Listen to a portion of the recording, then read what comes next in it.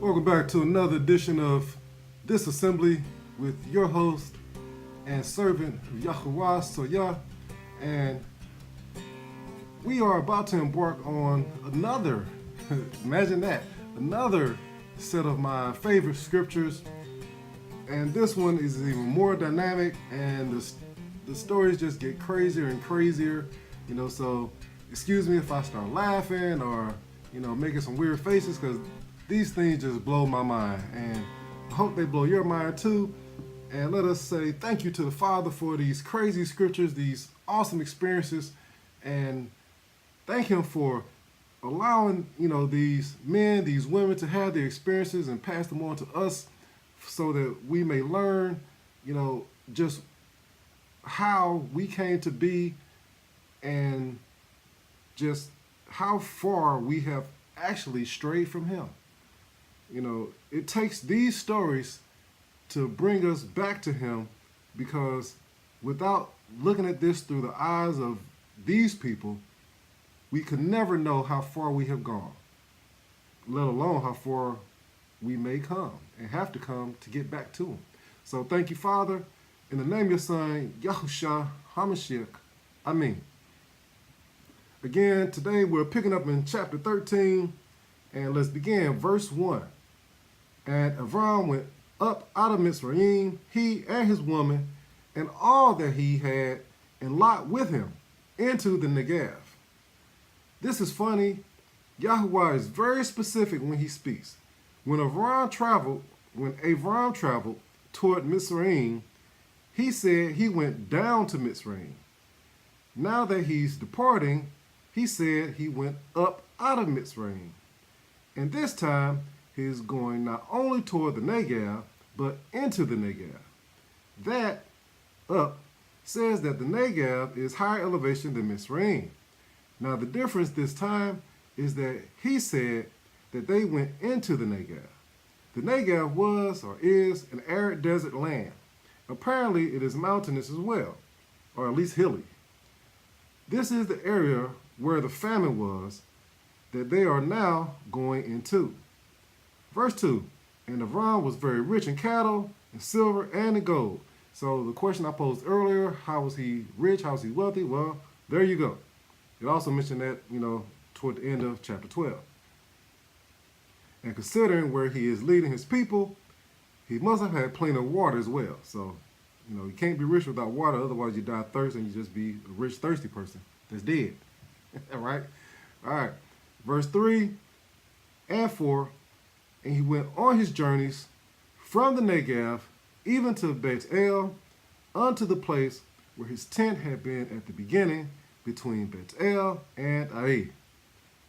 Verse 4, unto the place of the altar which he had made there at the first, where there Avram called on the name of Yahuwah. Now, in verse 3, it had an interesting word, or should I say an interesting phrase, his journeys. It almost sounded like he was some sort of adventurer, and that there were things that were not written about, or at least told about, as far as all the things that Avram did. So I thought that was kind of interesting that it said his journeys. All right. So when did Avram learn Yahuwah's name? And what did he know about him? I thought that was interesting because he went back to the place where he was at the first, after he was first told to leave his father and travel to a land where he would be shown. And he goes there, he goes back to this place, and he called upon the name of Yahuwah. So did he know Yahuwah's name this whole time? It doesn't specify, but either way, it's kind of interesting because, as we know, he did not come from people, his father, and the people where he was in they didn't worship Yahuwah. So I thought that was interesting that he now knows his name. All right, verse 5. And Lot also, which went with Avram, had flocks and herds and tents. So Lot too was wealthy. Perhaps he was blessed because he was with Avram. There is no mention here Lot having either a woman or children. Verse 6, and the land was not able to bear them, that they might dwell together, for the substance was great, so that they could not dwell together. This is to say, there were not enough resources in the land to supply both their people and animals together. They required space between, at the least, for the animals to be able to be fed. So if you consider that, they're in a desert, an arid area, the Negev, and it's not enough room for them. That says a lot as to how much they had. Even though they were at this place, where this altar he had built, was that in the Negev? Was it out? I don't recall at this moment, but nonetheless, this area that they were in was not big enough for them. So what was around this area that made it either too small, or was it just a small area? So that's interesting. It must have been an awful lot of them. Avram with his camp and Lot with his. So that was a lot. That's a lot. All right, verse 7. And there was a strife between the herdsmen of Avram's cattle and the herdsmen of Lot's cattle. And the Canaanite and the Perizzite dwelt in the land. Based on the previous passage, they probably fought over grazing land. After all, this did not just happen all at once. This was a problem that developed as they discovered that the lack of resources during the daily work of caring for their flocks. The mention here of the Canaanite and the Perizzite is curious. Did they instigate animosity between the two camps? Were they caring for their own flocks that further limited the land's availability for Avram and Lot's flocks? So, it's interesting as to why the Canaanite and the Perizzite were mentioned. All right, verse 8 and 9. And Avram said unto Lot, let there be no strife, I pray you, between me and you, and between my herdsmen and your herdsmen, for we be brethren. Is not the whole land before you? Separate yourself, I pray you, from me. If you will take the left hand, then I will go to the right, or if you depart to the right hand, then I will go to the left. Now, there's not a whole lot here, but I'm going to point out a few things. First, I'm just start with Avram, that he dealt humbly with Lot, his nephew, even so much as to say that they were brothers. He beseeched peace between them. He did seek to establish himself as elder or superior. Should I say he did not seek to establish himself as elder or superior. Instead, he said they were equals, brothers even, and gave Lot the benefit of making the choice of where he would dwell. And that means that Avram would take the second option. He would go the opposite way. Avram said that he would choose his own dwelling only after Lot chose his first. And now I'm going to go back to the beginning of this statement, this conversation, because Avram, just like Yahuwah in the beginning, he said, let. He didn't say there's not going to be. He didn't make a commandment. He didn't make a declarative statement. He said, let there be no strife. So in that way, he was saying, I want you to agree with me. Let's come to an agreement. There shouldn't be strife between us. So if it's, if it sounds good to you, it sounds good to me. Let's not have strife. Let's agree not to have strife. Strife is something just like everything else that you choose to have. Somebody don't just come up on you and all of a sudden there's strife. No, you choose that and you act upon it. So he's saying, let there be no strife. Let us choose not to have strife. So I thought that was, interesting, and I will probably always point out the word let when it appears in the scriptures, because it's an important word.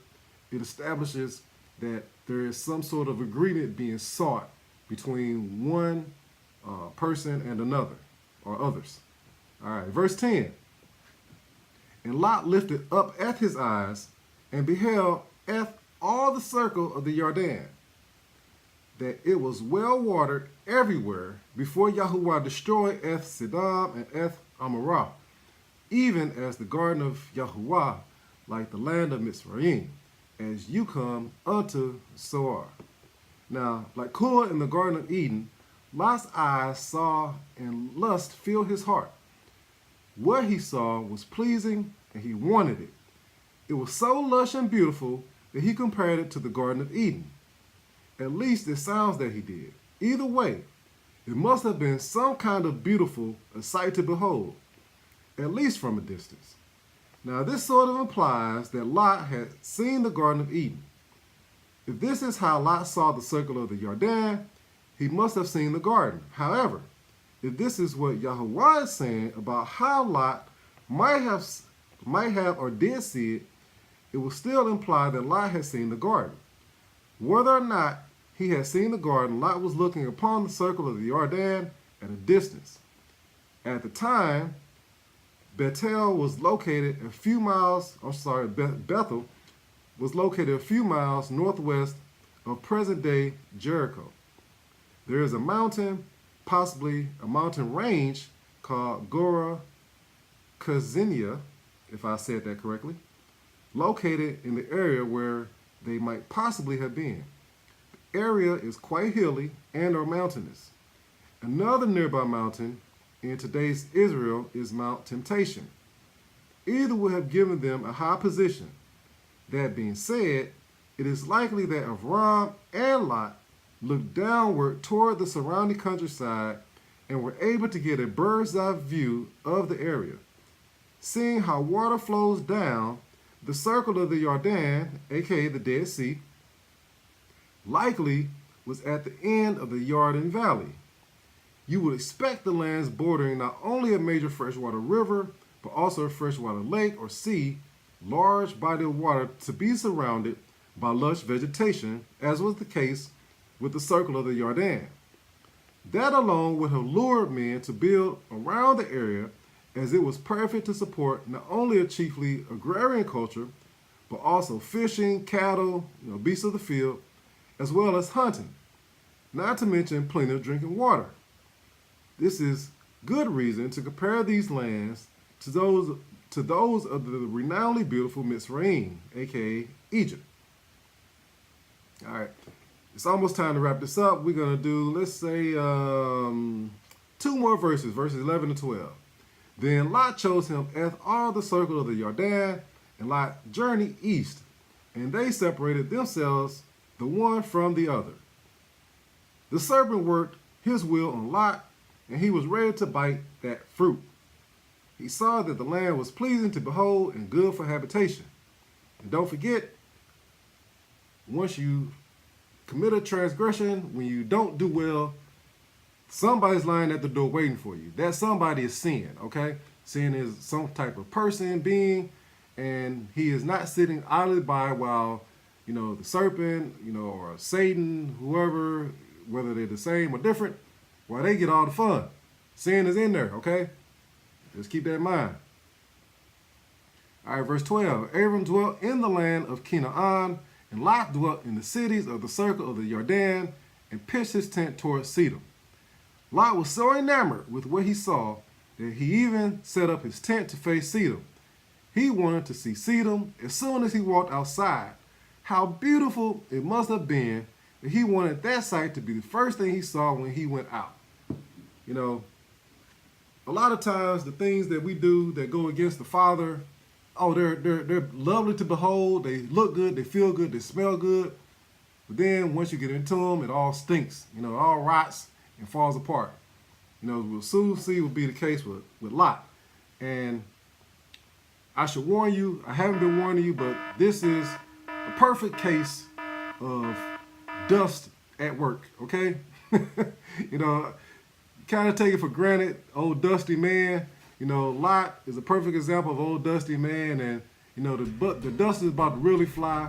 I'm about to fly out of here, so I'll see you next time. Thank you for assembling with us today on this assembly, and enjoy this good day.